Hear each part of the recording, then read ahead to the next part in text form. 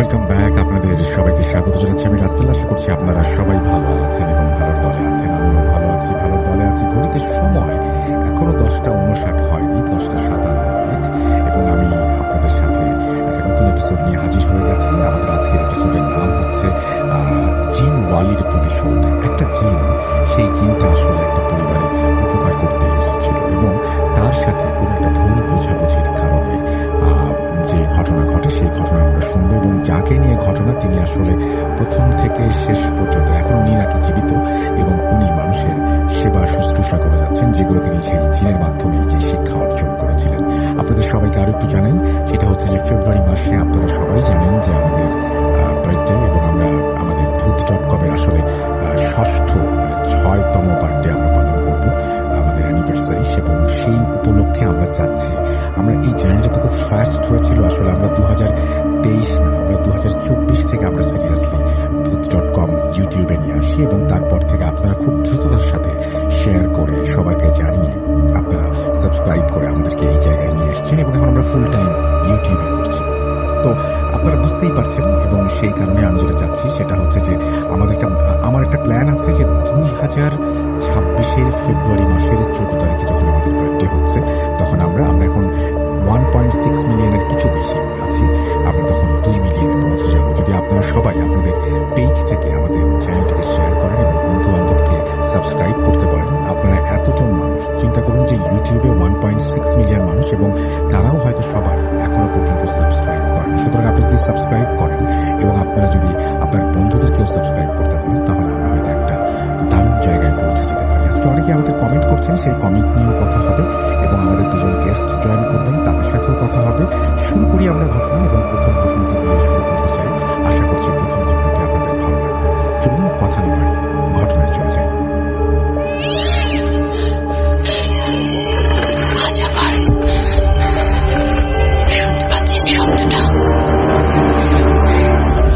ভয়ের আরেক নাম ভূত.com with Russell.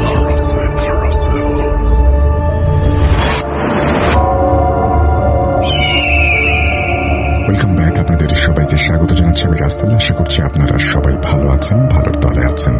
আজকে যারা আমাদের এই এপিসোডটি প্রথম শুনছেন বা যারা জানেন না যে মঙ্গলবারেও আমরা নতুন এপিসোড নিয়ে হাজির হয়ে যাই, তাদের জন্য বলছি ইয়েস, প্রত্যেক মঙ্গলবারে আমরা চেষ্টা করি আপনাদের কাছে ঘটনা নিয়ে আসতে। এছাড়াও প্রতি রবিবার আমরা আসি, আর সেই সাথে বৃহস্পতিবার আর শুক্রবার তো আছেই। সপ্তাহের অন্যান্য দিনগুলোতে চলে আরো বেশ কিছু আয়োজন। সুতরাং এখনো যারা চ্যানেলটি সাবস্ক্রাইব করেননি অনুগ্রহ করে সাবস্ক্রাইব করে ফেলুন এবং অবশ্যই বেল আইকনটিতে ক্লিক করতে ভুলবেন না। আমরা চলে যাব আমাদের আজকের ঘটনায়। আসসালামু আলাইকুম রাসেল ভাই, আশা করি সৃষ্টিকর্তার রহমতে ভালো আছেন। আমাদের জন্য আপনাকে ভালো থাকতেই হবে। এটা আমার ভূত.com-এর প্রথম ঘটনা। আমি স্টুডিওতে আসতে পারবো না, আমি চাই ঘটনাটি আপনি পড়ে শোনান। পড়াশোনার ব্যস্ততার কারণে ঘটনা পাঠাতে পারেনি, প্রথমবার লিখছি, তাই ভুল ত্রুটি ক্ষমা সুন্দর দৃষ্টিতে দেখবেন। ঘটনাটি আমার নয়, আমার এক খুব কাছের আপুর সাথে ঘটেছে এই ঘটনাটি, যার সাথে আমিও আংশিক জড়িত। সেই বিভীষিকাময় দিনগুলোর কথা মনে পড়লে আজও আমি শিউরে উঠি। আল্লাহ যেন আমার শত্রুরা এমন দিন না দেন। সরকারি কোয়ার্টারে থাকতাম আমরা। আমাদের রুমে কোনো কথা হলে আপুদের বাসায় সেটা শোনা যেত, আর ওদের বাসায় কিছু হলে আমাদের বাসায়। আমার রুম আর আপুর রুমের মাঝখানে ছিল একটি মাত্র দেয়াল। আমার স্বভাব রাত জেগে পড়ার। এমনি এক রাতে আমি যখন পড়ছিলাম হঠাৎ আপুদের বাসায় অনেক জোরে জোরে চিল্লাচিল্লির শব্দ শোনা যাচ্ছিল। আমি আমার মাকে ডেকে আপুদের বাসায় নক করলাম। আপুর বোন দরজা খুলল। ওর চোখ মুখে আমি আতঙ্ক দেখতে পেলাম। ও বলতে শুরু করলো, আমার আপুর কি যেন হয়েছে, আমি বুঝতে পারছি না, কেমন যেন করছে আপু। আমি আর মা সোজা আপুর রুমে গেলাম। গিয়ে দেখি আপু ওপরের দিকে তাকিয়ে, মুখে একটা হাসি। আমরা যাওয়া মাত্র শুনতে পারলাম সেই কথাগুলো, দিলি না তো, দিলি না, ও নিয়েই ছাড়বে। মেয়ের এই অবস্থা দেখে আপুর আম্মু আব্বুর অবস্থা যে কেমন তা নিশ্চয়ই বুঝতেই পারছেন। আমাদের নিচের তলায় একজন হুজুর থাকতেন। আমি তাকে ডাকি আমার সাথে আপুদের বাসায় এলেন। আপুর অবস্থা দেখে ওনার বুঝতে বাকি রইল না এটা কোনো বদজিনের কাজ। হুজুর ঘরে ঢোকা মাত্র আপু ওপরের থেকে চোখগুলো নামিয়ে হুজুরের দিকে তাকিয়ে বলল, আসলেন নাকি? না, এটা আপনাদের কাজ না। মসজিদে নামাজ পড়ান, চাকরি করে খান, আমার সাথে কেন দেখা করতে এলেন? ছেলেটা যে মাদ্রাসায় রেখে এলেন একটাই তো ছেলে, তার জন্য কি একটু মায়া নেই? কেন খামোখা আমার কাছে আসছেন? আঙ্কেল মোটামুটি ভয় পেলেও পরিস্থিতি সামলাতে বললেন, শয়তান, আল্লাহ ভয় নেই মনে তোর? আমি আল্লাহ ছাড়া তোর মতো শয়তানকে কেন ভয় পাবো? আপুর শরীরে থাকা জিনটা অট্টহাসি দিয়ে উঠল। হুজুর, আমার মতো শয়তানকে তোর মতো 8-10টা হুজুরও কিছু করতে পারবে না, পারলে করে দেখা। হুজুর পর মুহূর্তেই রুকাইয়া শুরু করে দিলেন। হুজুর যতই সূরা পড়ছিলেন শয়তানটা ততই বেশি বিদ্রুপ করছিল। এক মুহূর্তে আপু নিজেই নিজের হাত কামড়ে রক্ত বের করে ফেলল। তাই হুজুর সূরা পড়া বন্ধ করলেন। ঠিক সেই মুহূর্তেই ফজরের আযান দিল। আপু জ্ঞান হারালে আমরা আপুর হাতে ব্যান্ডেজ করে দিয়ে বাসায় নিয়ে এলাম। নামাজ পড়ে আপুর জন্য দোয়া চাইলাম। তারপর নামাজ থেকে উঠে আপুর ব্যাপারে ভাবতে ভাবতে কখন যে ঘুমিয়ে পড়েছি বুঝতেই পারলাম না। সকালে ঘুম থেকে উঠেই সবার আগে আপুদের বাসায় গেলাম। দেখলাম আপু চা খাচ্ছে। আমি যাওয়া মাত্রই আপু বলল, আরে মনি, আসো আসো, চা খাও, বসো। আমি বললাম, না আপু, চা খাবো না। আমাকে জোর করে চা দিয়ে বলল, দেখো না, কাল রাতে কি ঘুমানোটাই ঘুমালাম, আর দেখো মাহিরা আমাকে ঘুমের মধ্যে কি জোরে কামড় দিল, অথচ আমি টেরই পেলাম না। উঠে থেকে ব্যান্ডেজ।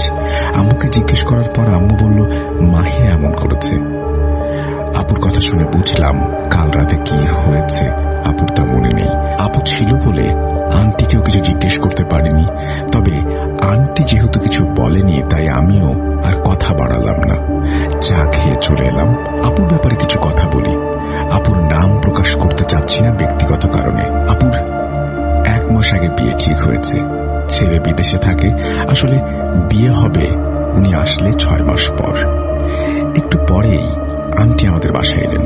আন্টি কান্নায় ভেঙে পড়লেন। তার মেয়ের এই অবস্থা দেখে তিনি কি করবেন তা বুঝতে পারছেন না। এদিকে বিয়ে ঠিক হয়ে আছে, শ্বশুরবাড়িতে জানাজানি হলে বিয়ে ভেঙেও যেতে পারে। এসব কথা বলে আন্টি চলে গেলেন বাসায়। চলে যাওয়ার কিছু সময় পরেই আন্টির চিৎকারের শব্দ পেলাম। গিয়ে দেখি আন্টি অজ্ঞান হয়ে পড়ে আছেন। আন্টি রান্না করার জন্য মাংস ভিজিয়েছিলেন, সেটা জমাট বাঁধা মাংস। আপু মেঝেতে বসে সেই মাংস খাচ্ছিল কটকট করে। আমাকে দেখে আপুর ভেতরে থাকা শয়তান কিছু একটা বিদ্রুপ করে উঠল এবং হাসতে শুরু করল।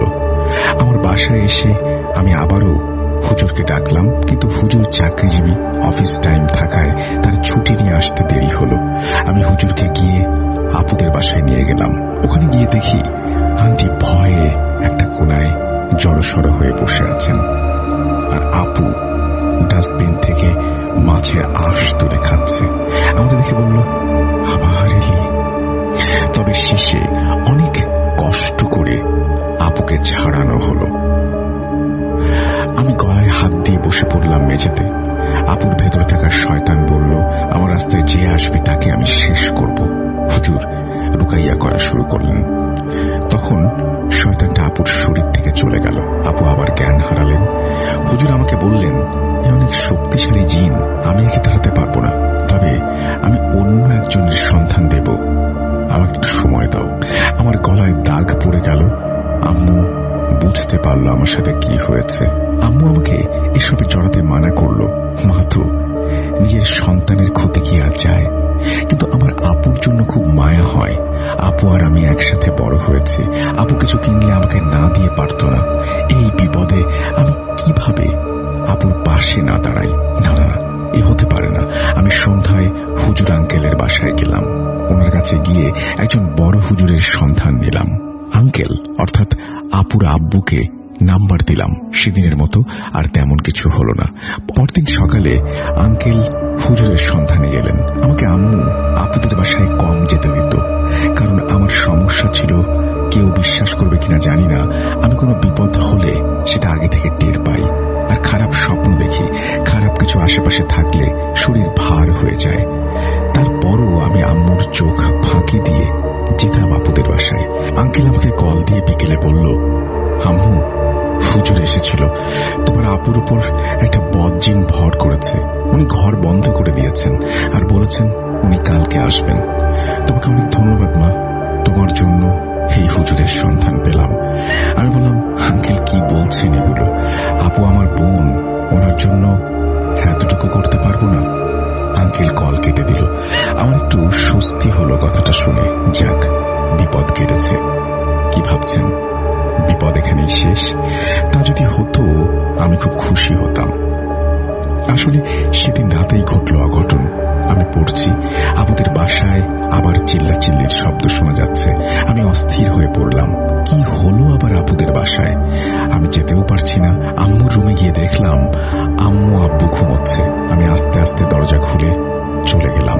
আপুদের বাসায় গিয়ে দেখি আপু আবারও পাগলামি করছে, নিজের সারা গায়ে আঁচড় কাটছে আর বলছে, তোদের এত বড় সাহস, আমাকে নিয়ে ছাড়বে?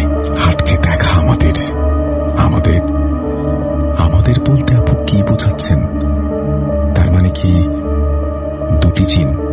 কিন্তু হুজুর যে বলল একটা। আমার সবকিছু তালগোল পাকিয়ে গেল। বড় হুজুর যাওয়ার সময় একটা তাবিজ দিয়ে গেছেন। আঙ্কেল জোর করে আপুর গলায় সেটা পরিয়ে দিল। শয়তানটা আপুর শরীর থেকে চলে গেছে। আমি বাসায় এসে দেখি আম্মু দাঁড়িয়ে আছে। আম্মু বলল, কিরে, তোকে না মানা করেছিলাম এসবের মধ্যে ঢুকবি না? আবার দেবে গলাটা চেপে। আমি তখন সেই মুহূর্তের জন্য বরফ হয়ে গেলাম। আমি বুঝতে পারছিলাম না কি করব। শীতের রাতে আমার গা থেকে অনবরত ঘাম পড়ছিল, মুখ থেকে কোনো সূরা বের হচ্ছিল না, কোনো শব্দ শুনতে পাচ্ছিলাম না। আব্বুকে ডাকার চেষ্টা করলাম, কিন্তু রুমে তাকিয়ে দেখি আম্মু আব্বুর সাথেই আছে। তখন আমি আর এগুলো সহ্য করতে না পেরে জ্ঞান হারিয়ে ফেললাম। আমার জ্ঞান ফিরল ফজরের আযান শুনে। আমি উঠে নামাজ পড়ে আল্লাহর কাছে শুকরিয়া আদায় করলাম। তিনি আমাকে বিপদ থেকে বাঁচিয়েছেন। সেদিন আর ঘুম হলো না। বসে বসে ভাবছিলাম, শয়তানটা এরকম করছে কেন? আর ও আমাকেই বা কেন ভয় দেখালো? হয়তো ওখানে যাওয়াটা ঠিক হয়নি। পরদিন আমি বিকেলে যখন ঘুমালাম, আমি এক ভয়ানক স্বপ্ন দেখলাম।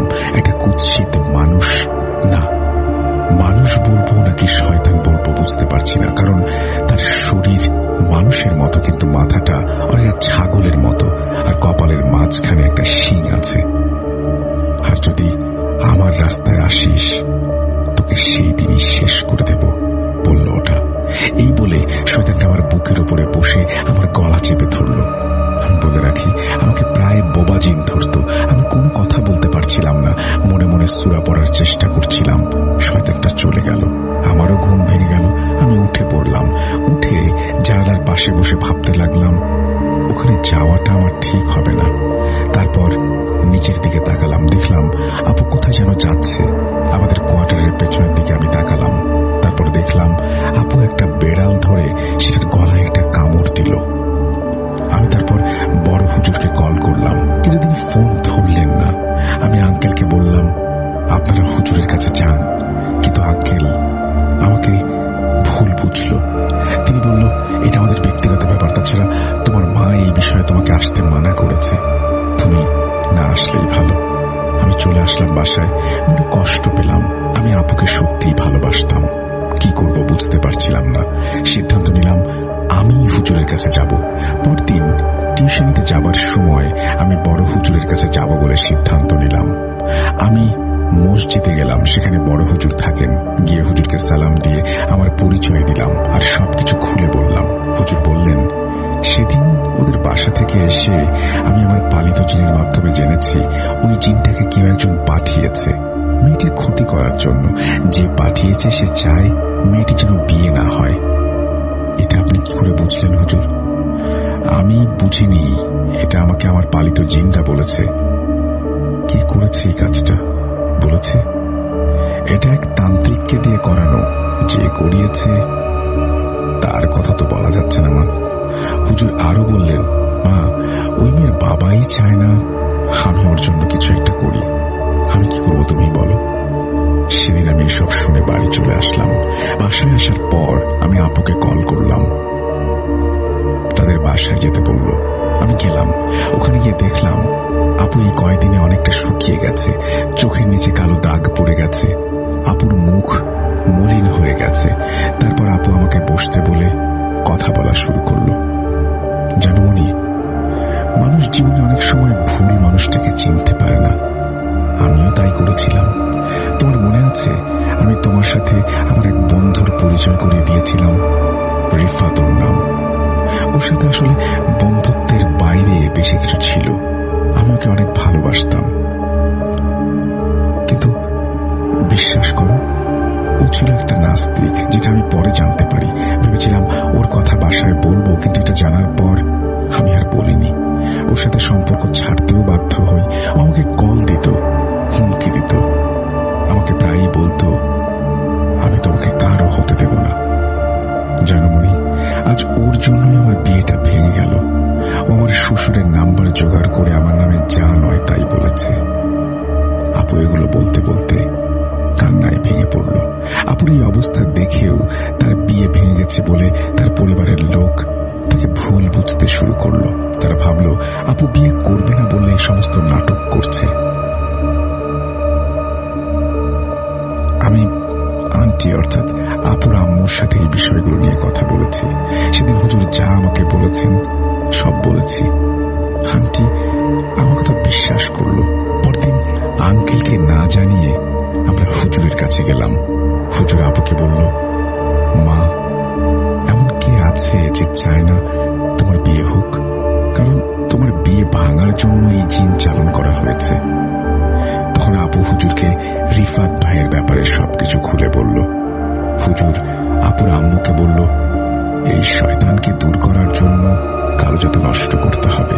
যে কালো জাদু করেছে তার বাসার পাশে এক কলসিতে একটা মৃত কুমারী মেয়ের আঙুলের হাড়, পেঁচার নখ, কালির লাল কাপড় এগুলো আছে, আর এগুলো দিয়ে জাদু করা হয়েছে।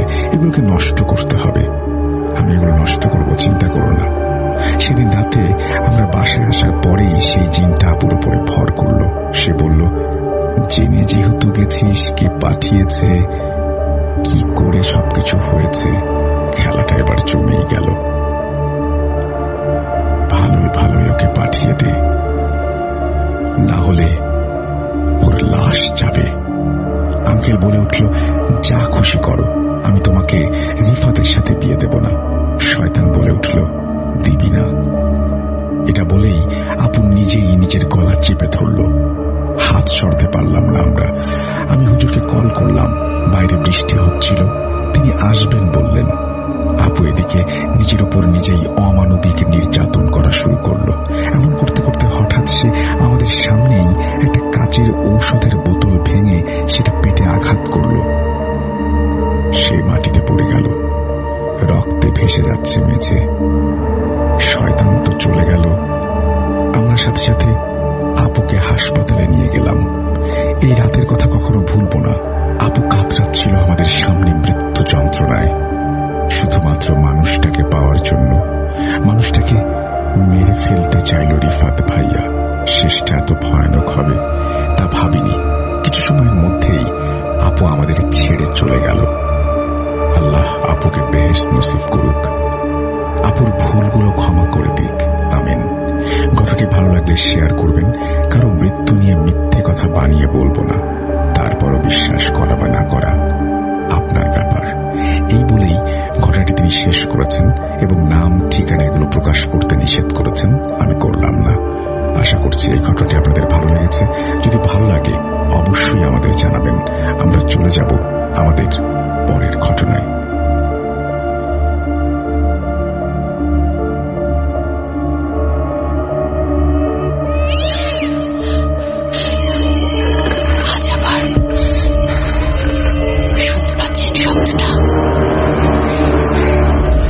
ভয়ের আরেক নাম ভূত.com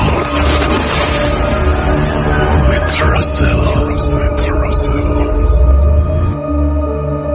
ওয়েলকাম ব্যাক। আপনাদের সবাইকে স্বাগত জানাচ্ছি। আমি রাসেল। আশা করছি আপনারা সবাই ভালো আছেন, ভালো দলে আছেন। ঘড়িতে সময় রাত 11:16 এই মুহূর্তে আমাদের সঙ্গে আছেন সিফাত আলম। আমরা আরো দুটো ইমেল পড়বো, তবে তার আগে একটু সিফাত আলমের সাথে কথা বলতে চাই। সিফাত আলম, কেমন আছেন? কি অবস্থা? আসসালামু আলাইকুম ভাইয়া, আমি আলহামদুলিল্লাহ ভালো আছি। এই তো আর কি দিনকাল চলছে। আপনি ভালো আছেন ভাইয়া? আমি ভালো আছি। সবচেয়ে মজার ব্যাপার হচ্ছে সিফাত আলমকে নিয়ে আমাদের আরো বেশ কিছু প্ল্যান আছে, কারণ সিফাত আলম এবং সাবিত আলম দুজন পৃথিবীর বিভিন্ন প্রান্ত থেকে, বাংলাদেশের বিভিন্ন প্রান্ত থেকে, বিভিন্ন মানুষের কাছ থেকে ঘটনা সংগ্রহ করে নিয়ে আমাদের সাথে সেটা শেয়ার করেন এবং তাদের কাছে প্রচুর মানুষ ঘটনা পাঠান এবং আপনারা অনেকেই সিফাত সাবিতের সাথে যোগাযোগ করতে চান ঘটনা পাঠানোর জন্য। ব্যাপারটা এইভাবেই ঘটে। তো আজকে আমাদের লাইভে গত সপ্তাহে সাবিত আলম এসেছিলেন এবং সিফাত আলম আজকে যুক্ত হয়েছেন। সিফাত, আমি আপনার কাছে প্রথমে যেটা জানতে চাই সেটা হচ্ছে আপনি আজকে আমাদের সাথে যে ঘটনাটা শেয়ার করবেন, এই ঘটনাটা আপনি কার কাছ থেকে, কোন জায়গা থেকে সংগ্রহ করেছেন? জি, আজকে যে ঘটনাটি ভাইয়া আমি শেয়ার করব সেটি আমার ইউনিভার্সিটির এক আপুর কাছ থেকে শোনা। মানে আমার ইমিডিয়েট সিনিয়র ছিলেন তিনি। তো ওনার কাছ থেকে আমি মেইনলি ঘটনাটা শুনেছি। ঘটনাটি মেইনলি হচ্ছে আমার ফ্রেন্ডের সাথে আমাদের বাড়িতে বেড়াতে যাওয়ার একটি ঘটনা। আপনি কি সেই মানে আপুর নাম, ইউনিভার্সিটির নাম এগুলো প্রকাশ করবেন? আমি তো ইউনিভার্সিটির নাম প্রকাশ করতে পারি, কারণ আমি নিজেই তো চট্টগ্রাম বিশ্ববিদ্যালয়ের স্টুডেন্ট। তো এইটুকু পর্যন্তই প্রকাশ করা যাবে, বাকিটুকু আসলে আমার সেরকম অনুমতি নেই ভাইয়া। ওকে, তাহলে আপনি কি এই মুহূর্তে চিটাগাঙে নাকি আপনি এই মুহূর্তে কোথা থেকে আমাদের সাথে কথা বলছেন? ভাই, আমি এই মুহূর্তে ময়মনসিংহে অবস্থান করছি। ওকে, তাহলে আমরা কথা না বাড়িয়ে সরাসরি আপনার সাথে ঘটনায় চলে যাই। চলুন আমরা কথা বলি। এবং আপনি জানেন নিশ্চয়ই যে গত বছর আমরা আসলে যখন 1 মিলিয়ন নিয়ে অনেক বেশি স্ট্রাগল করছিলাম, যে মানে আমরা ধারণা করেছিলাম স্ট্রাগল ওয়ার্ডটা একদমই রং হলো। আমরা মনে করেছিলাম যে আরেকটু পরে হবে, কিন্তু বার্থডের সময় হবে, কিন্তু সবাই জানুয়ারি মাসে আমরা 1 মিলিয়নে পৌঁছে যেতে আমাদের সহযোগিতা করেছিলেন, সবাই শেয়ার দিয়েছিলেন পেজটা। এইবারও আমরা বার্থডের সময় আমরা চাচ্ছি যে 2 মিলিয়নে পৌঁছাতে, এবং সেইটা আপনার কি মনে হয় সম্ভব হবে বলে মনে করেন? জি ভাই, ইনশাআল্লাহ সম্ভব হয়ে যাবে। আল্লাহ চাইলে তো সবই সম্ভব। ইনশাআল্লাহ। তো আমরা তাহলে ঘটনায় চলে যাই, আপনার চলুন শুরু করা যাক। আসসালামু আলাইকুম প্রিয় লিসনার্স, আমি মোহাম্মদ সিফাত। আজকে আপনাদের সাথে একটি ঘটনা শেয়ার করার জন্য হাজির হলাম। আজকের ঘটনাটি আমি যার কাছ থেকে শেয়ার করেছি, আমি তার নামটি ছদ্মনাম হিসেবে ব্যবহার করেছি। তার নাম হচ্ছে মাইশা। তো মাইশা আপু আমাকে যেভাবে ঘটনাটি বলেছেন, আমি ঠিক সেভাবে বলার চেষ্টা করেছি। মাইশা আপুর এক ফ্রেন্ড ছিল, দুজন ফ্রেন্ড ছিল। দুজনের নাম হচ্ছে, একজনের নাম ইফাইদা, একজনের নাম মিম। তো এরা দুজন এক সময় মানে তাদের পাহাড় এরিয়া সম্পর্কে খুব আগ্রহ ছিল। তারা আগে কখনো পাহাড় এরিয়া দেখেনি এবং চট্টগ্রামের আশেপাশে তো অনেক পাহাড়ি এলাকা আছে। আর মাইশাপুর বাসাটাও ছিল পাহাড়ি এরিয়া। তো তারা একদিন ঠিক করলো বন্ধের সিজনে ইফাইদা আর মিম আপু মাইশাপুর বাড়িতে যাবে। তো মাইশাপুর সম্বন্ধে একটু তথ্য দিয়ে নিই আগে। মাইশাপু হচ্ছে মানে আমার ইউনিভার্সিটির একজন ইমিডিয়েট সিনিয়র। ওনার বাবা অনেক আগে ইন্তেকাল করেছেন, তো ওনার বাবা মারা যাওয়ার পর ওনার দেখভালের সমস্ত দায়িত্ব ওনার মা একাই করতেন। ওনার মা নিজের বাবার বাড়িতে থাকতেন, সেখানে তো মাইশাপু ছুটির সময় ইফাইদা আর মিমাকে নিয়ে তাদের বাড়িতে যান। তো বাড়িতে যাওয়ার পর তারা যেটা করেছে, যেহেতু এত দূরে এসেছে, পাহাড়ি এলাকায় এসেছে, আগে কখনো আসেনি, তো একটু অ্যাডভেঞ্চার করা যাবে, মানে বিভিন্ন জায়গায় একটু ঘুরে আমরা একটু বিভিন্ন জায়গায় ঘুরে দেখবো এবং চেনার চেষ্টা করবো। তো সেই অনুযায়ী তারা বিভিন্ন জায়গায় যাওয়ার প্রস্তুতি নেয়। যেদিন তারা সেখানে পৌঁছায় সেদিন মানে বিকালবেলা তারা পাহাড়ের দিকে যেতে শুরু করে। পাহাড়ের দিকে যাচ্ছে এবং মানে প্রকৃতি দেখে তাদের মারাত্মক ভালো লাগছে। এক একজন মানে বিভিন্ন ধরনের কথা বলছে। এরকম প্রকৃতি সাধারণত তাদের চোখে পড়েনি আগে। হালকা হালকা বৃষ্টি পড়ছিল সেদিনের কথা। হালকা হালকা বৃষ্টি পড়ছিল এবং বেশ কুয়াশা একটা অবস্থা ছিল। পাশে বেশ বাতাস ছিল এবং তাদের বেশ ভালো লাগছিল। তো কিছু দূর যাওয়ার পরে তারা অদ্ভুত একটা আওয়াজ শুনতে পায়। সেই আওয়াজটা ছিল একটা বাঁশির আওয়াজ। এই আওয়াজটা শুনে তারা বেশ কিছুক্ষণ চুপচাপ দাঁড়িয়ে থাকে। তারা চিন্তা করে এই আওয়াজটা আসলে আসছে কোথা থেকে। এই আওয়াজটা কোথা থেকে আসছে এটা জানার আগ্রহটা তাদের মনে শুধুমাত্র এই আওয়াজটাই জাগিয়েছিল। কেননা এই আওয়াজটা এত বেশি সুন্দর এবং এত মধুর একটা আওয়াজ ছিল, যে আওয়াজ শুনে তারা কোনোভাবেই নিজেদেরকে আটকাতে পারছিল না। তারা যতই সে আওয়াজ থেকে দূরে সরে যাওয়ার চেষ্টা করছিল, মনে হচ্ছিল যেন সেই আওয়াজটা তাদেরকে ধরে আরো তাদের কাছে নিয়ে আসছে। মারাত্মক একটা আগ্রহ জমে তাদের সেই আওয়াজের প্রতি। তারা আওয়াজের উৎস খোঁজার জন্য এদিক সেদিক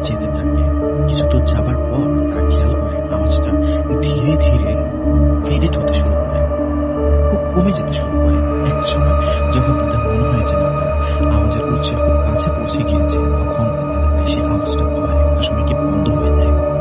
তারা অনেক খোঁজাখুঁজি করে কিন্তু সেই আওয়াজের উৎস খুঁজে পায় না। সেদিন তারা সেখান থেকে চলে আসে, কারণ হচ্ছে যেহেতু সন্ধ্যা হয়ে যাচ্ছিল, তাই তাদের মা তাদেরকে বুঝতে আসতে পারে। তাই তারা চলে যেতে এবং মাও টেনশন করতে পারে। তো বাড়িতে যাওয়ার পর তারা দুপুরে মানে সন্ধ্যা থেকে এসে আমরা খাবার খায়। খাওয়ার পর মা আমাদের সাথে গল্প করতে বসে। তো তাদের মধ্যে যে ফ্রেন্ড ছিল ওনার নাম রহিম। উনি চাইছিলেন যে এই আওয়াজের ব্যাপারে, বাঁশির আওয়াজের ব্যাপারে মামার সাথে একটু শেয়ার করবেন। তখন মাইশা আপু বারণ করেন আমাকে যে না, এটা এখনই শেয়ার করার দরকার নেই। আমরা আগে দেখি যে আওয়াজের উৎসটা কোথায়। যদি কখনো নেক্সট টাইম এরকম আওয়াজের উৎস পাই, আওয়াজটা খুঁজে পাই, তাহলে আমরা চেষ্টা করব আওয়াজের উৎসটা বের করার একটু আগে যাবো, যাতে আওয়াজটা দ্রুত শেষ না হয়ে যায়। আমাদের ধারণা ছিল তারা হয়তোবা লেট করে গিয়েছে, এই জন্য আওয়াজটা হয়তোবা সে সময় শেষ হয়ে গিয়েছে। তো তারা মামার সাথে ঘটনাটি শেয়ার করে। পরের দিন মামা তাদেরকে বলেন তারা একটা রেস্টুরেন্টে নিয়ে যাবেন তাদেরকে খাওয়ানোর জন্য। সে অনুযায়ী তারা যায়। যাওয়ার পর সেখানে খাওয়া দাওয়া করে রাত্রেবেলা ফিরে আসে। ফিরে আসার পর মাইশা আপুকে বেশ অন্যমনস্ক দেখা যায়। ইফাইদা আর মিয়া আপু তারা চেষ্টা করছিলেন ওনার সাথে কথা বলতে, কিন্তু উনি মানে জানালার দিক থেকে বাইরের দিকে তাকিয়ে কি যেন ভাবতে শুরু করেন। ওনাকে যখন জিজ্ঞেস করা হয় যে তোমার কি হয়েছে, তখন সে বলতে থাকে আমি না আসলে সেই আওয়াজটার কথা কিছুতে বলতে পারছি না। আমার মাথায় সেটা সারাক্ষণ বাজছে, আমি শুনতে পাচ্ছি সেই আওয়াজ, একদম অবিকল সেই আওয়াজ। তার কথা শুনে মনে হচ্ছিল সে হয়তো সেই আওয়াজের মানে গভীর কোনো মায়ায় পড়ে গেছে। তো পরদিন তারা আবার সেই পাহাড়ের দিকে রওনা দেওয়ার পর কিছুক্ষণ যাওয়ার পর তারা অনেক খোঁজাখুঁজি করে আওয়াজটার জন্য যে কোথায় গেলে পাওয়া যাবে। যেখান দিয়ে তারা ঘোরাফেরা করছিল আওয়াজটা শোনার সময় সেখানেই তারা ছিল, বারবার যাতায়াত করছিল, আসছিল যাচ্ছিল, কিন্তু সেদিন তারা কোনো আওয়াজের উৎস খুঁজে পায়নি। তারপরও বেশ ৩-৪ দিন তারা আবার যাতায়াত করে, কিন্তু সেরকম ভাবে আওয়াজের উৎস তারা কখনোই খুঁজে পাচ্ছে না। তো এক সময় মানে মাইশা আপু বেশ হতাশাগ্রস্ত হয়ে চিন্তা করেন যে হয়তোবা এটা জীবনে একবার শোনারই মানে তকদিরে ছিল, এর বেশি হয়তো আর কিছু না। তো এই চিন্তা করে তারা মানে ক্যাজুয়ালি একদিন পাহাড়ে বেরিয়েছেন, কোনো জায়গায় যাচ্ছেন, দারুণ রাস্তা দিয়ে ঘুরছেন। হঠাৎ করে আনএক্সপেক্টেডলি তারা এই আওয়াজটা আবার শুনতে পায়। তো এই আওয়াজটা শুনতে পাওয়ার পর তারা একদম মানে পাগলের মতো বিভিন্ন দিকে ছোটাছুটি শুরু করলে মাইশা আপু বলেন যে আমরা আলাদা না হয়ে আমরা একসাথে আওয়াজের উৎসটা খুঁজি। তো তারা আওয়াজের উৎস খুঁজতে খুঁজতে একটা সময় মানে কিছু দূর যাওয়ার পর মনে হলো যে আওয়াজটা একটু কাছে চলে এসেছে। তারা খুঁজতে খুঁজতে একটা ঝুপড়ি মার্কা ঘর দেখতে পায়। সেই ঘরের ভেতরে তারা যাওয়ার সাহস করতে পারে। তারা দেখে ঘরের সামনে বেশ বড় একটা ফিল্ডের মতো ইয়ার্ড বানানো, সেখানে বেশ ঘাস হয়েছে এবং একজন ব্যক্তি টুপি পাঞ্জাবি পরা এবং একটি কোটি পরা, সে মুখের মধ্যে একটা বাঁশি নিয়ে সুন্দর মতো বাঁশি বাজাচ্ছে নিজের মনে, আর চোখ ছিল বন্ধ। তো মাইশা আপু চিন্তা করছিলেন যদি আমরা ঘরের ভেতরে ঢুকতে যাই তাহলে দরজা পেরিয়ে ঢোকার সময় সাউন্ড হবে, এতে উনি ডিস্টার্ব ফিল করতে পারে, হয়তো বা বাঁশি বাজানো বন্ধ করে দিতে পারে। তাই তারা খুব সাবধানে বিনা শব্দে সেখানে ঢুকলেন। সেখানে ঢোকার পর তারা সেই ঘাসের মধ্যে বসে পড়লেন। বসে কেমন যেন সম্মোহিত হয়ে সেই বাঁশি বাদকের বাঁশি বাজানো শুনতে থাকে। শুনতে শুনতে একটা সময় দেখেন বাঁশি বাদক চোখ খুলে তাকিয়েছে এবং তার বাঁশি বাজানো শেষ হয়েছে। তারা দেখতে পান বংশীবাদক তাদের দিকে চোখ বড় বড় করে তাকিয়েছে। তিনি জিজ্ঞেস করছেন আপনারা কারা, এখানে আপনারা কোত্থেকে এলেন, আমি ঠিকানার কথা দিয়ে দিলাম তাদেরকে। তারপর মিয়া আপু কিছু বলতে যাওয়ার আগেই মাইশা আপু তাকে বলতে থাকেন আপনি তো খুব ভালো বাঁশি বাজান, আপনার বাঁশি শুনে তো আমাদেরকে এখানে টেনে নিয়ে এসেছে, এর জন্য তো কোনো ঠিকানার দরকার হয় না। কিছু কিছু সুর এমন আছে যা শুনলেই মানুষ এমনিতেই সেখান থেকে চলে যায়। এই কথা শুনে বংশীবাদক বলেন আমি তো বাঁশি বাজাই না, এই বাঁশি আমি আসলে বাজাতেই পারি না, আমি কোনো বাঁশিই বাজাতে পারি না, আমি জাস্ট এই বাঁশিটা আমার ঠোঁটের মধ্যে স্পর্শ করাই আর অটোমেটিক এটা বেজে ওঠে, আমি জানি না এটা কিভাবে হবে। তবে একটা কথা বলতে পারি, এই বাঁশিটা আমার না, এই বাঁশিটা আমার বোনের, আমারই ছোট বোনের, আমার বোনের নাম মিমি। তো বংশীবাদক আরো বলেন যে আমার বোন এই বাঁশিটা খুবই সুন্দর করে বাজাতো। সে যখন এই বাঁশিটা বাজাতো তখন আশেপাশের মানুষজন জড়ো হয়ে সেই বাঁশিটা শোনা হতো। কিন্তু একদিন সে কোথায় যেন হারিয়ে গেল, তাকে আর খুঁজে পেলাম না।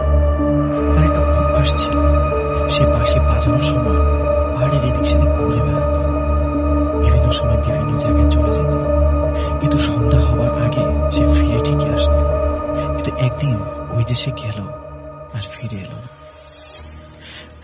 বংশীবাদকের এই কথাগুলো শুনে তিনজন আপুই, মাইশা, ইফাইদা এবং মিম, প্রচন্ড ব্যথিত।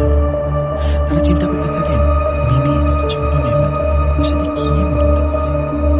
তখন বংশীবাদক বললেন, আসুন না ঘরের ভেতরে, আমি আমার বোনের সাথে আপনার পরিচয় করিয়ে দিই। এই কথা শুনে ইফাইদা এবং মিম আপু কিছুটা ইতস্তত থাকেন, কিন্তু মাইশা আপু কিভাবে যেন সেই লোকটির পিছে পিছে সেই ঘরে প্রবেশ করেন, যা দেখে ইফাইদা এবং মিম আপু প্রচন্ড ভয় পেয়ে যান এবং অবাক হন। তারা চিন্তা করতে থাকেন, একটা অপরিচিত মানুষ ঘরের ভেতরে ডাকছে, কিভাবে যাচ্ছে সে। তো সে ঘরের ভেতরে গেলে ইফাইদা এবং মিম আপু তারা তাদের পেছন পেছন যান। কিছুটা বাইরে থেকে দেখতে পারেন একটা বন্ধ ঘর। সেই ঘরের তালা খুলে লোকটি তাদেরকে ভেতরে নিয়ে গেল।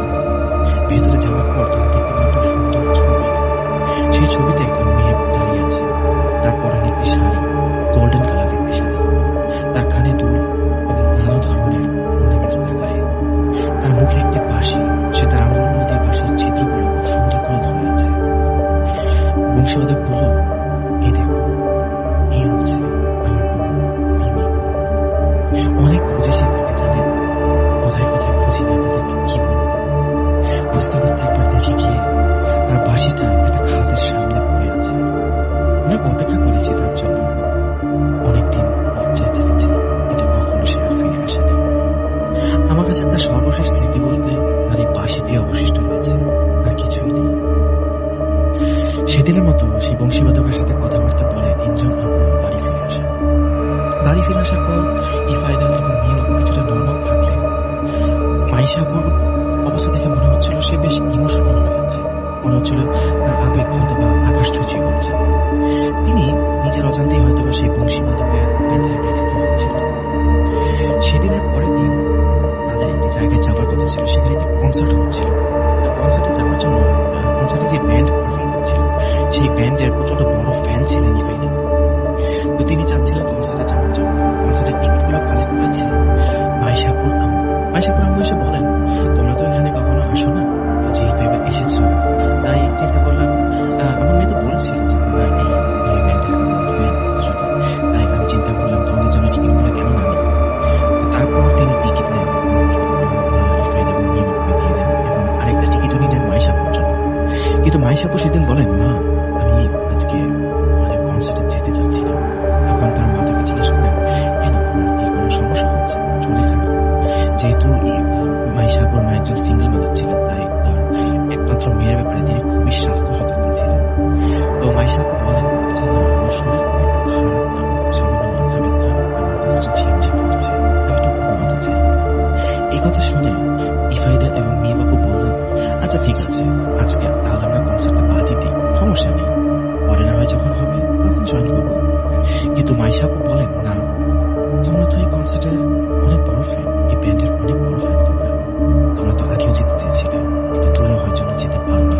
এবার যেহেতু সুযোগ এসেছে, তোমরা যাও। মাইশাপুর কথা তারা আর ফেলতে পারলেন না।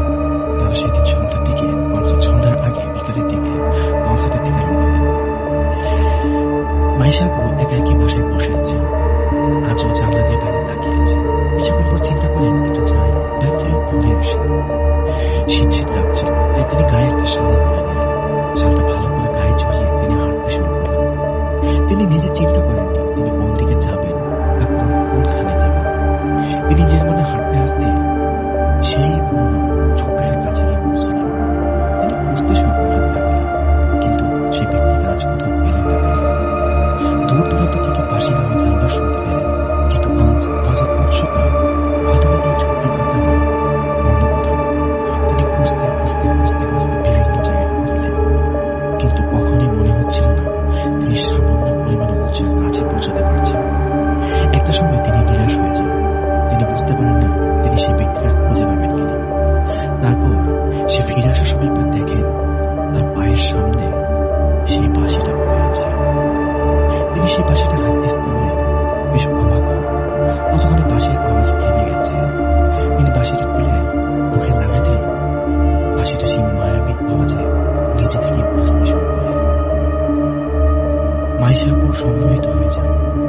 কিছুক্ষণের মধ্যে পরক্ষণে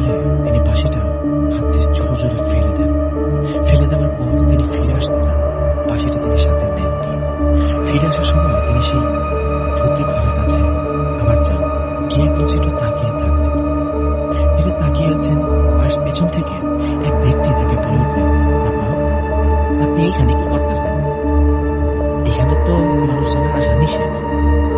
আপু পেছন থেকে বেশ ভয় নিয়ে তাকানোর পর উনি দেখতে পেলেন এক ব্যক্তি যাকে দেখে সিকিউরিটি গার্ডের মতো মনে হচ্ছে উনি দাঁড়িয়েছে। আপু নাকি বলেন, আচ্ছা এখানে এক লোক থাকে যে বাঁশি বাজায়, এ বাড়ির মালিক হয়তো বা তিনি। ওনার সাথে আমার কথা বলা দরকার, ওনাকে কোথায় পাওয়া যাবে একটু বলবেন আমাকে। তখন দারুণ বলে, আরে আবার কি করে, আমি তো এখানে 4 বছর যাবত ডিউটি করতেছি, কোনদিন তো এরকম কিছু শুনি নাই। এই বাসা তো 4 বছর যাবত বন্ধ, একেবারেই বন্ধ। এখানে আসা উচিত না। এখানে লোকজন কয় এটা ভূতের বাড়ি, আপনি এর থেকে তাড়াতাড়ি যান না। সিকিউরিটি গার্ডের কথা শুনে আমি বেশ অবাক হল। তিনি ভয় পেছন থেকে শুনতে পারেন তার মা তাকে ডাকছে। তিনি দৌড়ে তার মায়ের কাছে চলে যান। ঘরের দিকে তাকিয়ে দেখেন রাত বাজে 9টা। তিনি একেবারে অবাক হয়ে যান, এতটুকু সময় কিভাবে চলে গেল, যা তার কাছে অসম্ভব মনে হচ্ছিল। এরপর থেকে মাইশা আপু আর কখনোই সেই পাহাড়ের রাস্তায় যান না। তিনি সবসময় সেই রাস্তায় এড়িয়ে চলতেন, কিন্তু তারা 3 বন্ধুই সবসময় প্রায় দিনই নিজেদের মধ্যে আলাপ আলোচনা হলে সেই বংশীবাদকের কথা তারা বলতেন। তারা তাকে অনেক খোঁজারও চেষ্টা করেছেন, অনেক মনে করেছেন তার বাসির কথা। তো রাসেল ভাই এবং লিসেনার্স, এই ছিল আমার আজকের ঘটনা। আশা করি আপনাদের কাছে ভালো লেগেছে। না, অসংখ্য ধন্যবাদ সিফাত আপনার ঘটনার জন্য। আশা করছি যে যারা শুনলেন তাদেরও ভালো লেগেছে, এবং আমাদের আসলে আরো দুটো ইমেল আছে, সেটাও আমরা একটু পড়ে শোনাবো। আপনাকে অসংখ্য ধন্যবাদ সিফাত, আপনি আমার সাথে অংশগ্রহণ করেছেন, আপনি চমৎকারভাবে স্টোরি বলেন, এবং আপনাকে নিয়ে আমরা আসলে আরো বেশ কিছু প্ল্যানও করছি, আপনাকে এবং সাবিককে নিয়ে। আশা করছি সেই প্ল্যানগুলো আমরা এক্সিকিউট করতে পারবো খুব দ্রুত। থ্যাংক ইউ সো মাচ এই সময় করে আমাদের সাথে অংশগ্রহণ করার জন্য। শেষে একেবারেই লিসেনারদের উদ্দেশ্যে কিছু বলতে চান?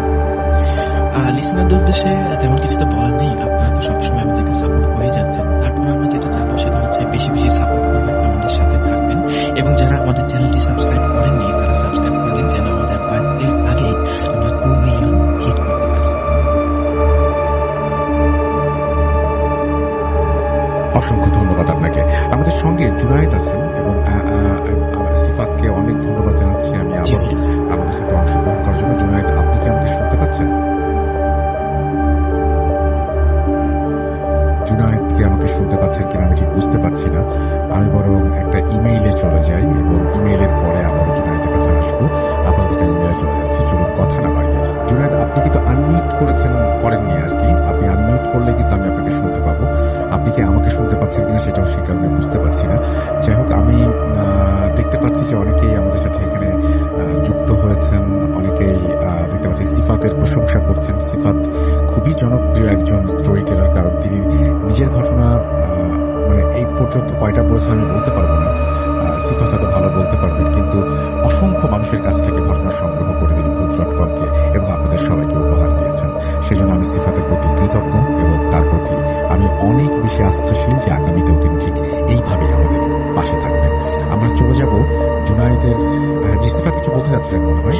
জি ভাইয়া, আপনাকে অসংখ্য ধন্যবাদ। আমি সবসময় এইভাবে আপনাদের সাথে থাকবো। আর লিসেনারদের উদ্দেশ্যে যাওয়ার আগে তাদেরকে বিদায় বলে যেতে চাচ্ছিলাম। তো আসসালামু আলাইকুম, সকলেই ভালো থাকবেন। ইনশাআল্লাহ নতুন কোনো ঘটনা নিয়ে ফিরে আসবো আবার যে কোনো দিন যে কোনো এপিসোডে। ততদিন পর্যন্ত সবাই ভূত.com-এর সাথে থাকবেন। আসসালামু আলাইকুম। ওয়ালাইকুম সালাম। আমরা যেটা করতে চাই এখন সরাসরি ঘটনায় চলে যাই। কারণ জুনায়েদ, আপনি কি আমাকে শুনতে পাচ্ছেন? জুনায়েদ, হ্যাঁ, জুনায়েদ, আপনি আমাদের সাথে যুক্ত হয়েছেন, আপনাকে অসংখ্য ধন্যবাদ।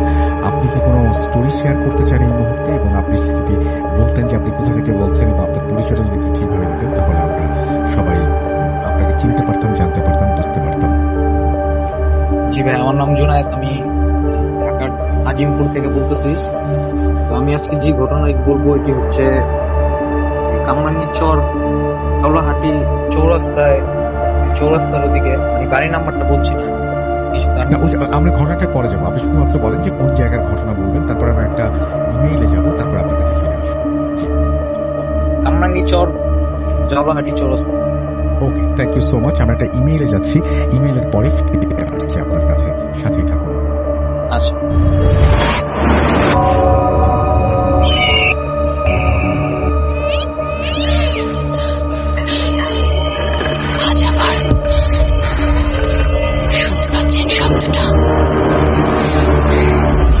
ভয়ের আরেক নাম ভূত.com।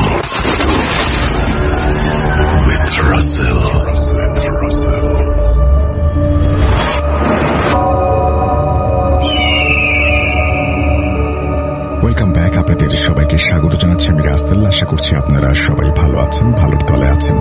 আমিও ভালো আছি আর ভালোর তলেই আছি। একটা ঘটনায় যাচ্ছি, যেভাবে লেখা আছে সেভাবেই পড়ে শোনাচ্ছি। আসসালামু আলাইকুম রাসেল ভাই, কেমন আছেন?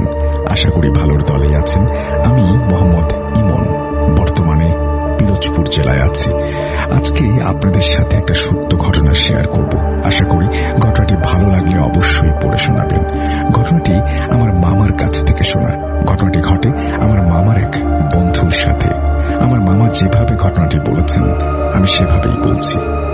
প্রিয় লিসেনার্স, এই ঘটনায় বাবা ও ছেলে দুজনের বক্তব্য আছে, তাই দয়া করে মনোযোগ দিয়ে শুনবেন। বাবা, সময়টা 2003 সাল, আষাঢ় মাস, আকাশ মেঘাচ্ছন্ন, মেঘের গর্জন এবং মুষলধারে বৃষ্টি, চারিদিকে পানি থই থই করছে। আমাদের গ্রামটা একটু লোকালয়ের বাইরে। আমি, আমার স্ত্রী আর 2 ছেলে, এই নিয়ে আমাদের সংসার। বড় ছেলেটার সামনে এসএসসি পরীক্ষা, এদিকে নানা বাড়িতে ওরা খালা এসেছে বিদেশ থেকে, তাকে দেখতে যেতে হবে। আমি, আমার স্ত্রী আর ছোট ছেলেটাকে নিয়ে দেখতে গেলাম। পরীক্ষার জন্য বড় ছেলেটাকে নিয়ে যাওয়া হলো না। বড় ছেলে, বাবা মা যাওয়ার সময় বলল, কিরে একা থাকতে পারবি? আমি বললাম, হ্যাঁ পারবো, মোটামুটি সাহস আছে আমার, কারণ এর আগে আমি একা থেকেছি অনেকবারই। বাবা বলল, অসুবিধা নেই, আমরা 2-1 দিনেই চলে আসবো। সন্ধ্যা থেকে রাত 10টা পর্যন্ত পড়লাম, তারপর রাতের খাবার খেয়ে শুয়ে পড়লাম। হঠাৎ টিনের চালের উপরে একটা শব্দ শুনে ঘুম ভেঙে যায়। ঘড়িতে 1:30 বাজে। মনে হচ্ছিল যেন টিনের ওপর ভারী একটা কিছু পড়ছে। আমি ভাবলাম হয়তো নারিকেল বা অন্য কোনো গাছের ডাল হবে, কিন্তু না। একটু পর শব্দটা আবার হয়। টিনের চালে টুংটাং বৃষ্টির শব্দ, আকাশে মেঘের গর্জন, বিদ্যুৎ চমকাচ্ছে। পুরো ঘরে আমি একা। এমনিতে মনে সাহস থাকলেও মনে মনে কেমন একটা ভয় পাচ্ছিলাম। হঠাৎ শুনি পেছনের রুম থেকে ভেসে আসছে তীক্ষ্ণ করুণ কান্নার আওয়াজ। আস্তে আস্তে উঠে দেখি তীক্ষ্ণ সুরে করুণ কান্নার আওয়াজটা আমার রুমের দিক থেকে আসছে। তারপর দেখি কালো একটা অবয়ব আমার খাটের চারিদিকে হাঁটছে আর কাঁদছে। প্রচন্ড শীত, তবু আমি শীতের ভেতর ঘামতে শুরু করি। তারপর দেখি অবয়বটা ফিস ফিস করে ফ্যাকাশে গলায় বলছে, আমার লাশ চাই। কোথা থেকে দিবি আমি জানি না, কিন্তু লাশ তোকে দিতেই হবে। আর এই রাতের ঘটনা যাতে কেউ না জানে, এই বলেও সে আমাকে সতর্ক করে দেয়। তারপর একটা শীতল বাতাসের সাথে অবয়বটা মিলিয়ে যায়। এরপর ফজরের আজান শুনতে পাই এবং কিছুটা ভয় কেটে যায়। পরদিন বাবা মা চলে আসেন।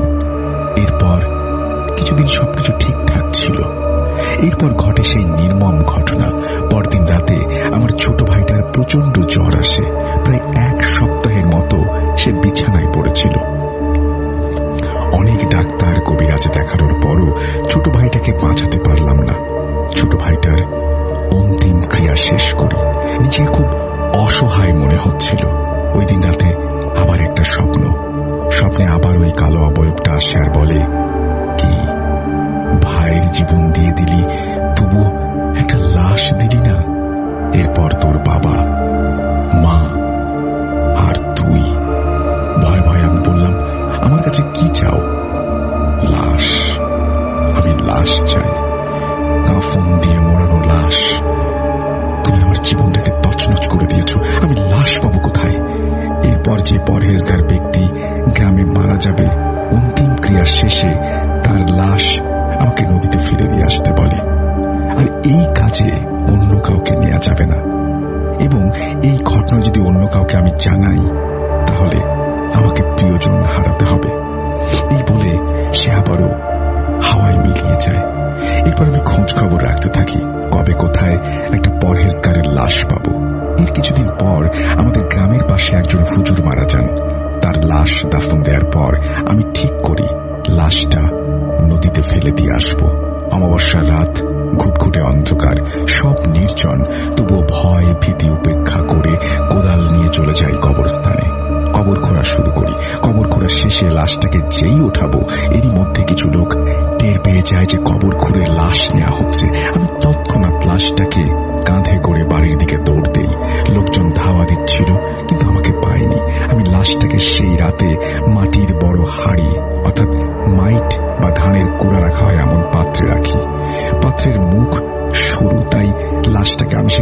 গুছিয়ে দেই। আমি ঠিক করি একটু পরেই ফজরের আজান দেবে, তাই কালকে লাশটাকে ফেলে দিয়ে আসবো। তার পরের দিন রাতে আমি লাশটাকে বের করে দেখি লাশটা পুরো শক্ত হয়ে গেছে। শীতকাল, এজন্য পচে যায়নি। তারপর আস্তে আস্তে লাশটাকে নদীর দিকে নিয়ে যেতে থাকি। নদীর একদম পাড়ে গিয়ে সেই লাশটাকে দুহাত দিয়ে পানিতে ফেলবো, তখন লাশ শক্ত হওয়ার কারণে লাশের একটা হাত বেঁকে ছিল। লাশ ফেলার সময় ওই হাত চরের মতো আমার গালে এসে লাগে। তৎক্ষণাৎ আমি তাড়াতাড়ি বাড়িতে আসি। এসে আয়নায় দেখি আমার গালে 5টা আঙুলের দাগ। মনে মনে ভয় নিয়ে আমি ঘুমিয়ে পড়ি। সকালে আমার প্রচন্ড জ্বর আসে। বাবা, ছেলেকে কত ডাক্তার দেখালাম, কিন্তু কোনোভাবেই জ্বর কমছিল না। প্রায় 1 মাস বিছানায় পড়েছিল। শেষমেশ ছেলেটাকে আর বাঁচানো গেল না। 2 ছেলের মৃত্যুতে আমি খুব ভেঙে পড়ি। আমার সন্দেহ হলো যে 2 ছেলে একইভাবে মারা গেল কিভাবে। হয়তো বাড়িতে কোনো সমস্যা আছে। তারপর আমি এক হুজুরের কাছে যাই এবং তাকে সবকিছু খুলে বলি। হুজুর বললেন, আপনি খুব দেরি করে ফেলেছেন। আপনি আর 2 দিন আগে আসলে আপনার বড় ছেলেটা মারা যেত না। আসলে হয়েছে কি, কিছু খারাপ মানুষ ওকে কালো জাদু করেছে।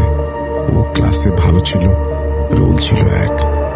হয়তো তাদের সহ্য হতো না, এই জন্য ওকে মারতে কালো জাদু করা হয়েছে। আপনার ছেলেটিকে জিনের মাধ্যমে জাদু করা হয়। আপনাদের ঘরে এখন কালো জাদুর আসর নেই, তবু আমি এই তাবিজ দিয়ে দিচ্ছি, এটা ঘরে পুঁতে রাখবেন। আর এই পড়া পানি 2 জনে খাবেন। আশা করি আর কিছু হবে না। এই ছিল ঘটনা। যদি ঘটনা ভালো লাগে পড়ে শোনাতে বলেছেন তিনি। Thank you so much. এই ঘটনাটি আপনি কোথা থেকে সংগ্রহ করেছেন, কোন জায়গার, সেটা যদি একটু কমেন্ট সেকশনে লিখেন বা আমাদের জানিয়ে দেন, তবে খুবই উপকৃত হব। আমরা চলে যাব আমাদের পরবর্তী ঘটনায়।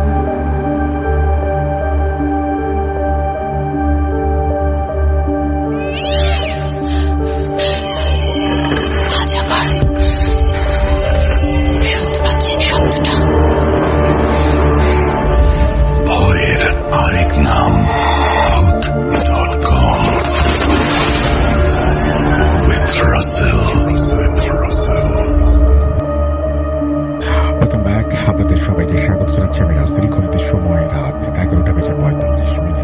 আমাদের সঙ্গে আছেন জুনায়েদ। জুনায়েদ, আপনার ঘটনাটা আমরা একটু ছোট্ট করে যদি শুনে ফেলি তাহলে ভালো হয়। আমাদের আরো একটা অডিও ক্লিপ আছে, শো শেষ করতে হবে। এর মাঝখানে আপনি আপনার ঘটনা যদি একটু বলতেন। জি ভাই, আমি শুরু করবো এখন। জি। আমি আজকে যে ঘটনাটি নিয়ে এসেছি সেটি কামরাঙ্গীরচরের জাওলাহাটি চৌরাস্তায় ঘটে। এই চৌরাস্তার ওদিকে এলাকাটার নাম, কিন্তু আমি বাড়ির নাম্বারটা বলছি না। যার সাথে ঘটে তার নাম হচ্ছে মাহির। মাহির আমার থেকে কিছুটা বড় হবে। এলাকার কিছু বড় ভাই থাকে না, মাহিরের সাথে যেভাবে ঘটনাটি ঘটে আমি ঠিক সেইভাবে ঘটনাটি বলছি।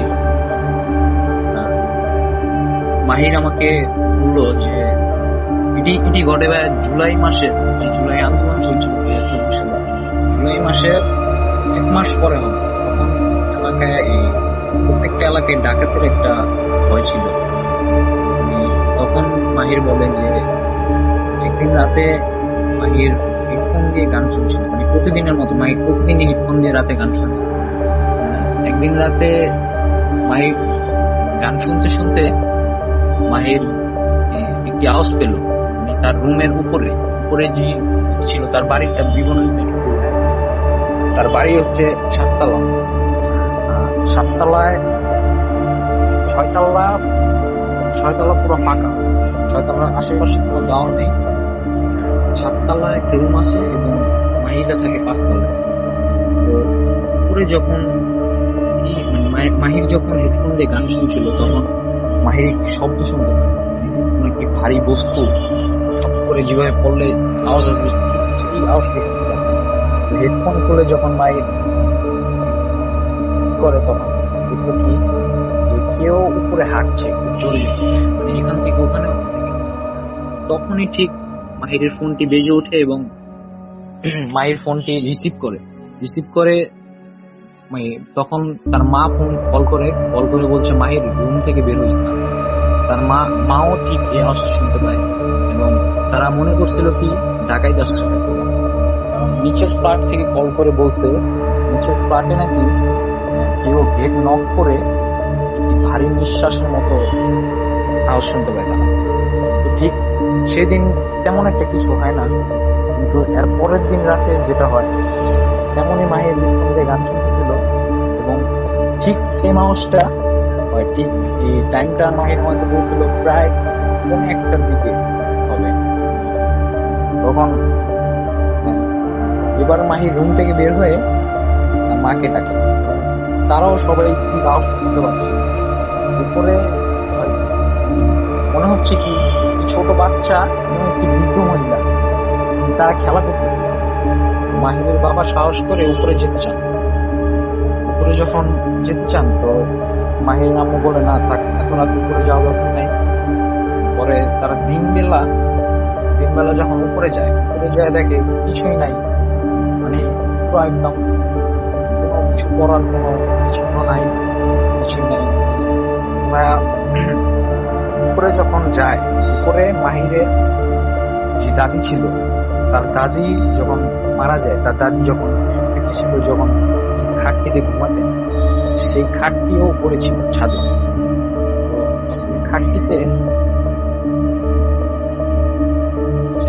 সেই খাটটিতে জি, আপনি শেষ করেন, বলেন। যে মায়ের শুনতে পাচ্ছিল, মানে শুনছিল যে খাটটিও এখান থেকে ওখানে ঘষাঘষির যে আওয়াজ পাচ্ছিল না। তো কোনো চিহ্ন পায় না। তারা যখন দিনবেলা যায় তখন কোনো চিহ্নই পায় না। তখন এমন ঘটনা ঘটে, সেই জন্য মাহিরা সিদ্ধান্ত নেয় যে পুরো বাড়িটি বন্ধ করা। তো হুজুর ডেকে পুরো বাড়িটি বন্ধ করে দেয় এবং তারপরে এমন কোনো ঘটনা ঘটে। কিন্তু মাহিরের দাদুর সাথে যে ঘটনা ঘটেছিল সেটা শোনার পর রাসেল ভাই আমি আসলে ঠিক ছিলাম না। মাহির আমাকে বললো তার দাদির সাথে যে ঘটনাটি ঘটে সেটি হচ্ছে তার দাদি নাকি যখন বেঁচে ছিল তখন মাহির ছিল না, মাহির তখন হয় নাই। তো তার দাদি এমনই রাতে একদিন গেট নক করার শব্দ পায় এবং গেট যখন খুলে তখন রুমের ভিতর থেকে একটি ছোট বাচ্চা দৌড় দিয়ে সিঁড়ি দিয়ে ডান পাশে চলে যায়। ঘটনাটা ঘটে, এটা শোনার পর ভাই আমি ঠিক ছিলাম না। ব্যাপারটা বেশি ভয়ঙ্কর। জুনায়েদ, আসলে মানে আপনি যেটা বলছেন সেটা সত্যি, এবং আপনি যদি নিজেকে ওই জায়গায় কল্পনা করেন আপনার কাছে আসলে সেরকমই লাগবে, কারণ একজন মানুষকে ওইভাবে দেখে মানে ভীষণ ভয় পাওয়ার কথা।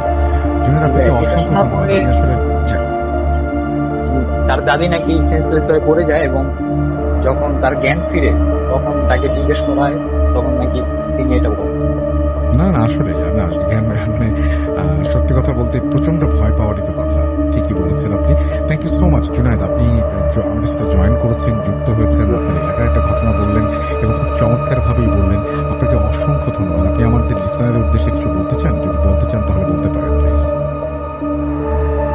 আপনারা সবাই শুনুন, শেয়ার করুন, এতটুকু। Thank you so much my. আসলে আপনি মায়ের যে ঘটনা বলেন জুনায়েদ, আমি অনেক খুশি হয়েছি এবং আপনি খুব আমি খুব খুশি হয়েছি এই কারণে যে আপনি খুব চমৎকার ভাবে গুছিয়ে বললেন কথাগুলো, এবং আপনি মানে একদম শেষ মুহূর্তের যে দাদির সাথে যে মানে পার্টটা, সেই পার্টটা রেখে দিয়েছিলেন। একটা কথা, যখন হুজুর ডাকছিল তখন হুজুর নিজেই বলছিল যে এই বাসায় দুটি জিন আছে, একটি বৃদ্ধ মহিলা এবং একটি ছোট বাচ্চা। বৃদ্ধ মহিলাটি সাপোজ তার দাদি, ছোট বাচ্চাটি কি এটি আজও তারা। ও তাই, আচ্ছা আচ্ছা আচ্ছা আচ্ছা, এটা তো ভয়ঙ্কর একটা ইনফরমেশন দিলেন। থ্যাংক ইউ সো মাচ, মানে জুনায়েদ অসংখ্য ধন্যবাদ। আমি আশা করবো যে আপনি ভবিষ্যতে আমাদের সাথে যুক্ত হবেন এবং ভবিষ্যতে আপনি ঘটনা শেয়ার করবেন আমার সাথে। আপনাকে অসংখ্য ধন্যবাদ, আপনি ভালো থাকবেন। আমার কাছে আরো একটি ঘটনা আছে, আমি অন্য একদিন বলবো না। প্লিজ, আমি খুবই খুশি হব যদি আপনি বলেন, তাহলে আমি খুবই খুশি হব। আপনি নেক্সট উইক বা তার পরের উইক যে কোনো একটা দিন আপনি রাব্বির সাথে যোগাযোগ করে আসলে বলতেই পারেন, আমরা অপেক্ষায় থাকবো। আপনি ভালো থাকবেন। Okay, thanks so much. Thank you Junaid. আমরা জুনায়েদের সাথে কথা বলছিলাম, চমৎকার ভাবে তিনি তার ঘটনা উপস্থাপন করেছেন এবং আসলে তিনি আগ্রহ প্রকাশ করেছেন যে ভবিষ্যতে তিনি আবারও আসবেন। আপনারা প্লিজ মানে জুনায়েদ এবং আজকে সিফাত জয়েন করেছিলেন, দুজনকে একটু আপনারা সাপোর্ট দেবেন এবং আপনারা অবশ্যই কমেন্টে তাদের জন্য একটু লিখবেন, এবং আজকের এই এপিসোডের কোনো একটা অংশ যদি আপনাদের ভালো লাগে থাকে আপনারা এটা শেয়ার করুন বন্ধুদের সাথে এবং শেয়ার করুন আপনার আপনজনদের সাথে। আমরা ফেব্রুয়ারিতে 2 মিলিয়নে পৌঁছাতে চাই যদি আপনাদের সহযোগিতা পাই। আমরা এখন চলে যাবো আমাদের শেষ নয়, একটা ইমেইলে চলে যাবো। আশা করছি যদিও ওয়ার্কিং ডে, তারপরেও একটু সময় নিচ্ছে আপনাদের, খুব বেশি বড় না। আমরা চলুন পড়ে শোনাই আপনাদের। থ্যাংক ইউ সো মাচ আমাদের সঙ্গে থাকার জন্য।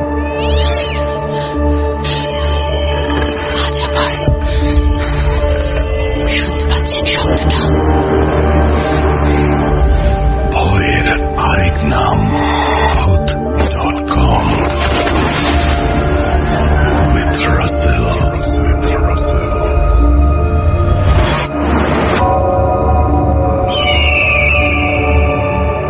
Welcome back. আপনাদের সবাইকে স্বাগত জানাচ্ছি আমি রাসেল। আশা করছি আপনারা সবাই ভালো আছেন এবং ভালোর তলে আছেন।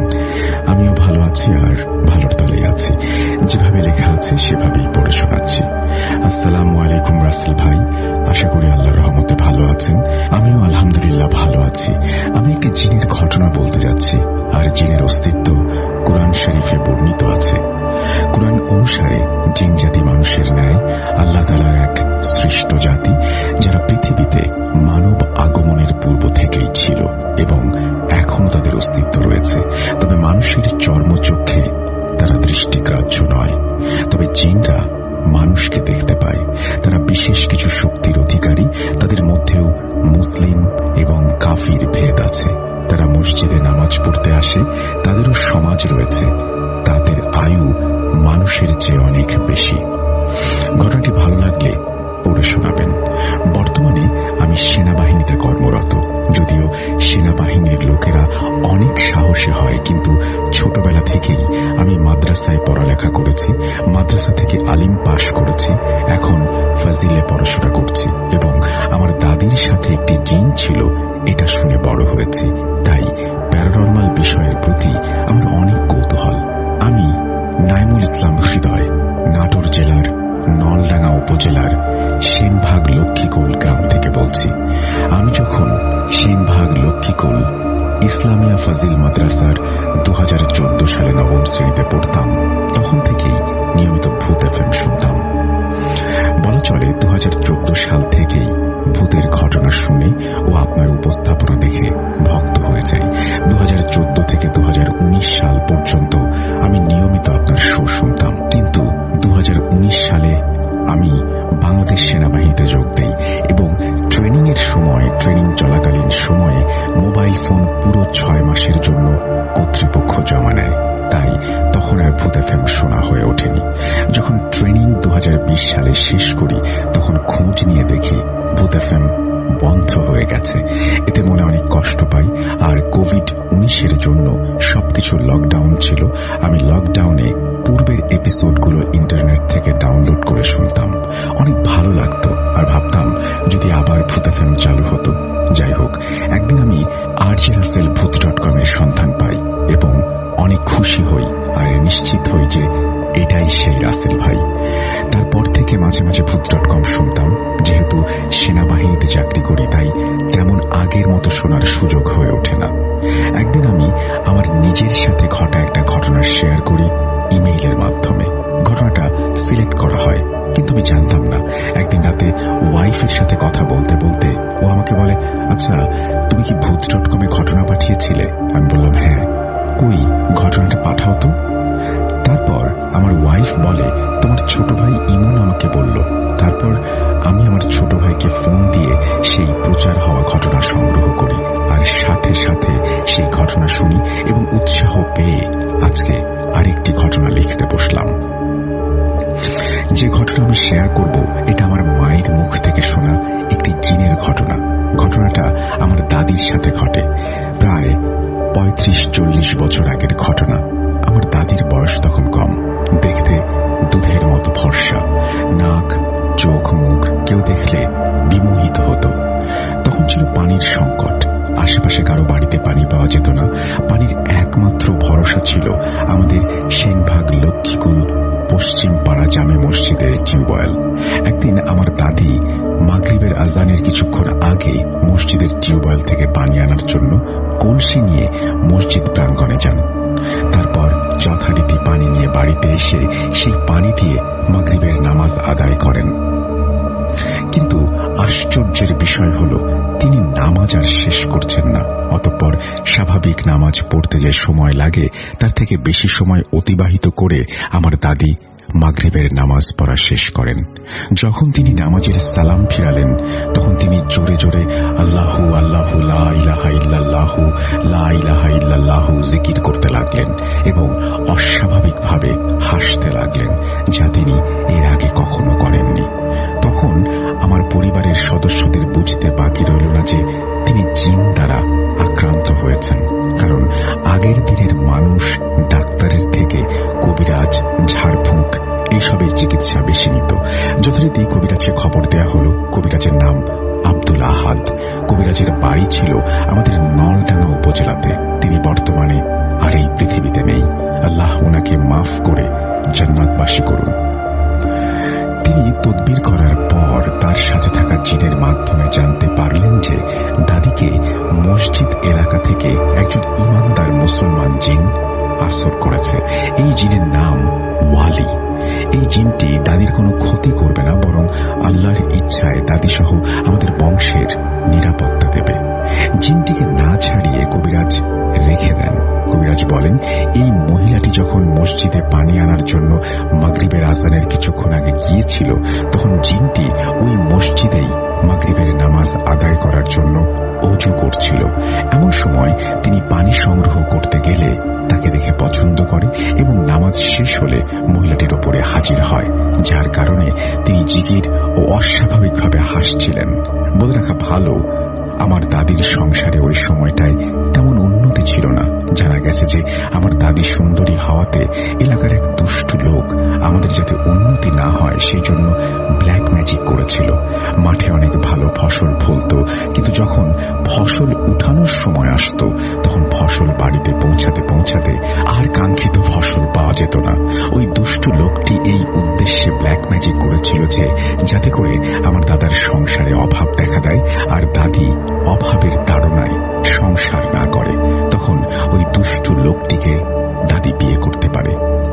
কিন্তু লোকটির আশা নষ্ট হল।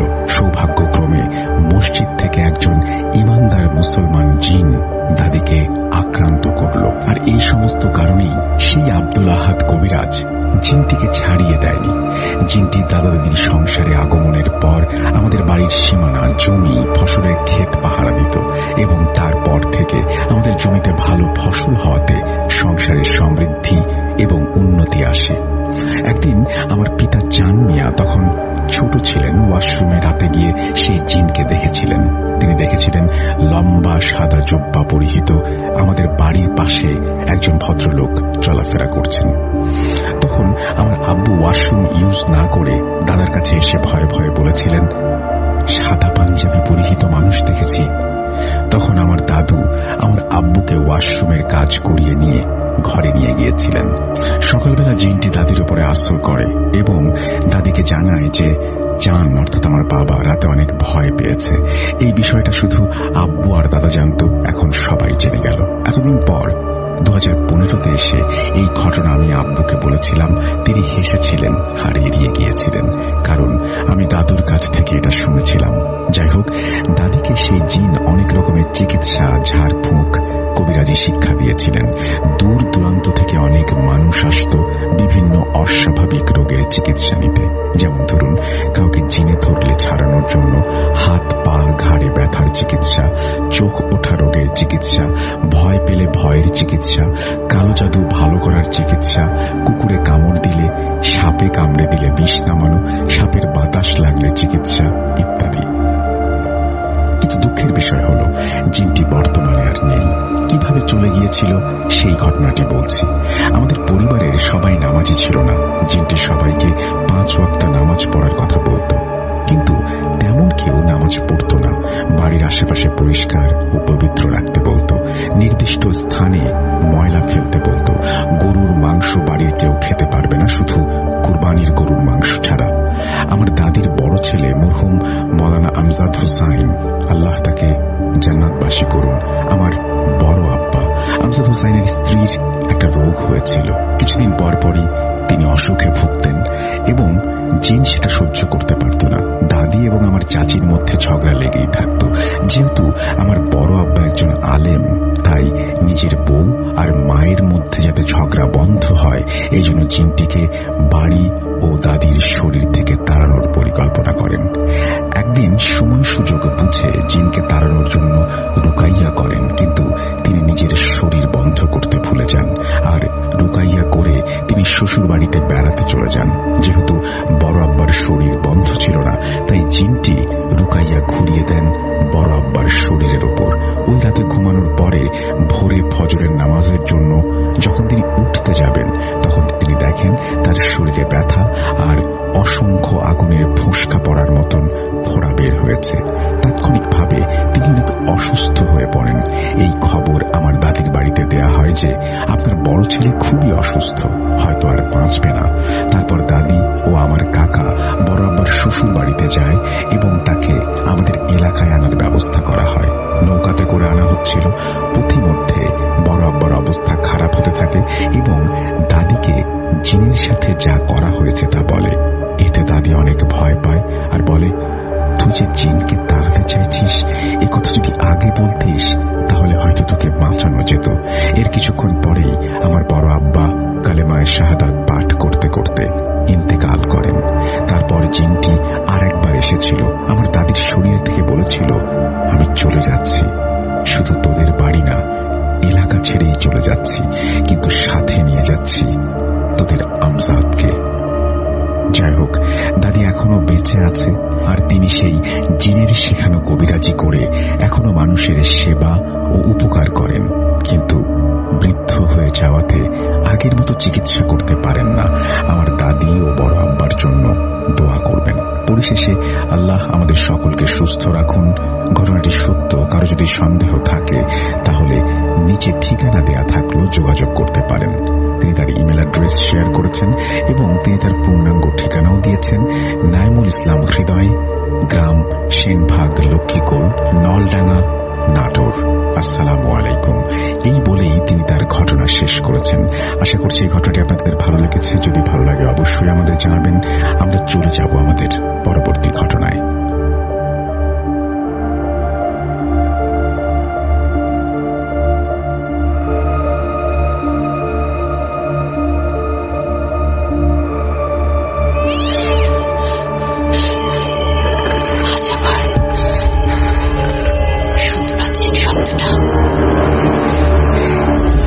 ভয়ের আরেক নাম ভূত.com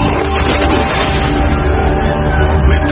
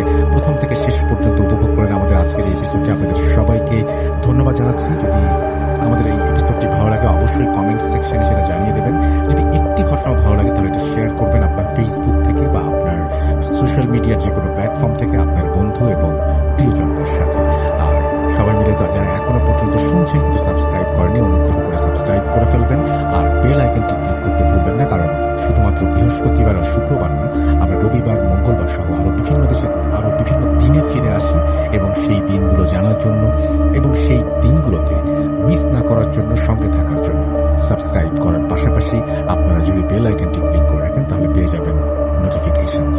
যাই হোক, আজকের মতো বিদায় নিচ্ছি। সবাই ভালো থাকুন, সুস্থ থাকুন।